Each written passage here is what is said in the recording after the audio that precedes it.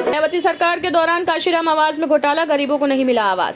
वाराणसी में मायावती सरकार के दौरान काशीराम आवास आवंटन में बड़ी गड़बड़ी धांधली सामने आई है। 2010 में गरीबों को आवास का आवंटन हुआ था, लेकिन अब तक इन गरीबों को उनका हक नहीं मिला। हाल ही में 4 दिन पहले आवंटन का कागज प्राप्त हुआ और इस मामले को लेकर गरीबों ने डीएम ऑफिस पहुंचकर अपनी समस्या बताई। इन गरीबों को आवंटित आवास अब तक किसी जिम्मेदार की मेहरबानी से खाली पड़े हैं, जबकि उन पर हक बनता है। सवाल ये उठता है कि इस घोटाले का जिम्मेदार आखिर कौन है? इतने सालों बाद भी इन गरीबों को आवास क्यों नहीं मिला?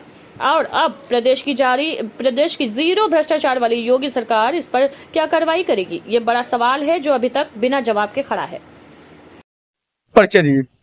सीमा देवी। सीमा जी, आज कहाँ आई हैं आप लोग और किस समस्या को लेकर आई हैं? हम लोग कचहरी आए हुए हैं और डीएम साहब के ऑफिस आए हुए हैं। डीएम साहब से मिलने के लिए आए थे। क्या मिलने का क्या कारण है, क्या समस्या है आप लोग?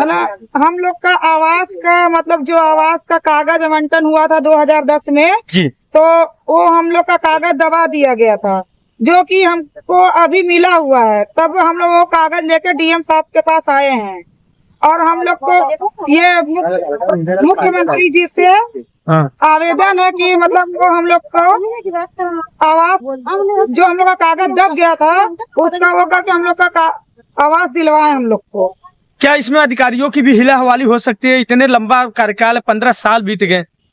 ऐसा है कि मान लो जो हम लोग के वहाँ के पूर्व प्रधान थे तो उन्होंने मान लो दबा दिया, और हम लोग यहाँ 30 जनवरी और 2 अक्टूबर को आते हैं सरकारी ऑफिसर, तो उन्होंने भी हम लोग को कुछ नहीं बताया कि हाँ आपका आवास आवंटन हुआ है, आप लोग वहाँ 15 दिन के अंदर पहुँचिए, चाहे कभी भी पहुँचिए। उन लोगों ने भी हम लोग को कुछ नहीं बताया, क्योंकि ये लोग कुछ रोगी हैं।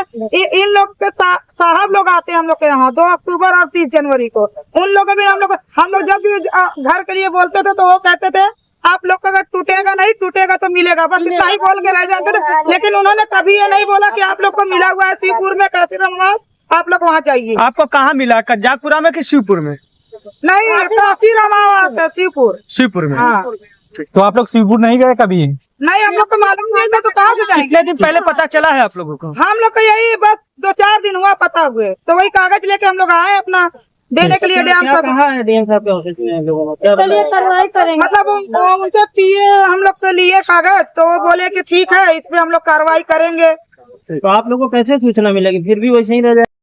मेरा नाम रिंकू देवी है। हम श्री गंगा कुष्ठ आश्रम में रहते हैं। काशी स्टेशन के नीचे मेरा छोटा सा झुग्गी बना हुआ है सभी 30 परिवारों का। हमारा आवास 2010 में पास हुआ था। कागज मेरा प्रधान कोई दबा के रखे थे, वो उसके देहांत होने पर उसके लड़के ने ये कागज हम लोग को खोजने पर मिला, तो हम लोग को कागज दिए, तो हम लोग उसके लिए आवास के लिए लड़ने के लिए आए। कहाँ पे आए थे आप लोग? हम लोग डीएम के पास आए थे कि हमें इस कागज से मेरा आवास पास हुआ।